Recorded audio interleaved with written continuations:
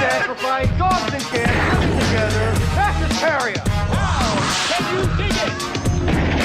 Can you dig it? Can you dig it?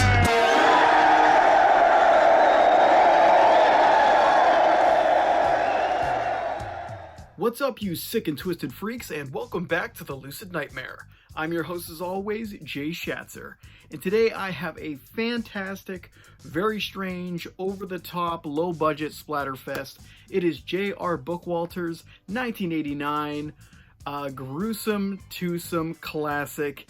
It is The Dead Next Door, and this one is just a really fascinating and fun and entertaining zombie flick that I think you might dig.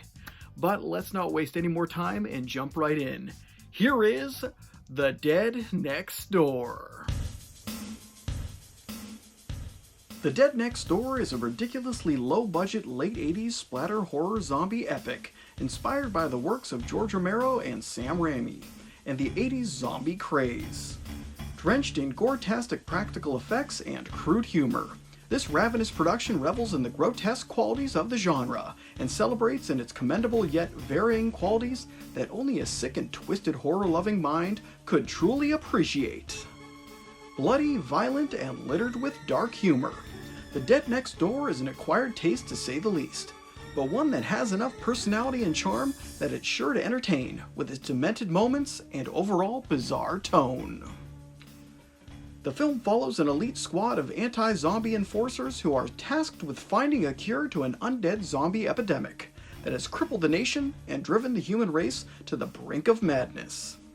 It turns out that a mad scientist has stumbled upon the cure, but a crazy cult of zombie-loving worshippers aimed at preserving the zombies and bringing about a new world order will stop at nothing to destroy all evidence of the cure and kill any who come looking for it.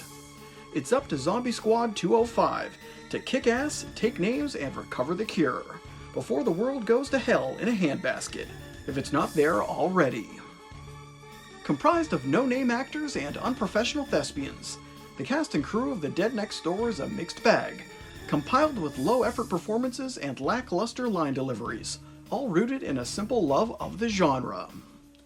Though their acting leaves much to be desired, the zombie hunters and ghoulish freaks of this sinister splatterfest do their best in capturing a wild and untamed stab at the horror genre, and one that has a surprising amount of perseverance and heart. The zombie slayers and cult crazies of this freakish flick are Pete Ferry as Raimi, a square-jawed zombie squad member and total Chad, Bogdan Pekic as Dr. Molson, a morally questionable scientist who's working on an anti-serum to stop the epidemic, Jolie Jakunas as Cooler, a female squad member of Zombie Squad 205 who has seen some shit, Robert Kokai as Reverend Jones, a shades-wearing cult leader weirdo and demented zombie-loving freak, and finally Michael Grossi as Mercer, an infected member of Zombie Squad 205 who desperately needs the anti-serum to stay alive. Freaks, geeks, and everything in between, the cast does a commendable job in trying to bring J.R. Bookwalter's macabre vision to life, and they all pitch in to make this film the bizarre experience that it truly is. With its low-budget trappings and batshit crazy premise, The Dead Next Door genuinely leans in on the grotesque and blood-soaked aspects of the genre, and with some rather memorable results. The practical effects of the picture are surprisingly sufficient, and oftentimes disturbing in their bizarre cruelty and unsightly oddness. It's the low-down and dirty nature of the production that makes it so mesmerizing, and as well as disgusting, making for a respectable homage to the works of Romero and Raimi, without having the panache and expert direction of those legendary filmmakers. As far as cinematic love letters go, The Dead Next Door takes an adequate stab at the genre, and even aside from its more sillier moments and tongue-in-cheek qualities, still manages to make its mark on the zombie genre, even if it is a pale comparison to the more cult classic entries that have stood the test of time. If you love low-budget, bloody splatterfests that pay homage to the films that inspired them, while at the same time take a few twists and turns to mix up the formula, then you should get a kick out of this gory and brutal oddity of a flick.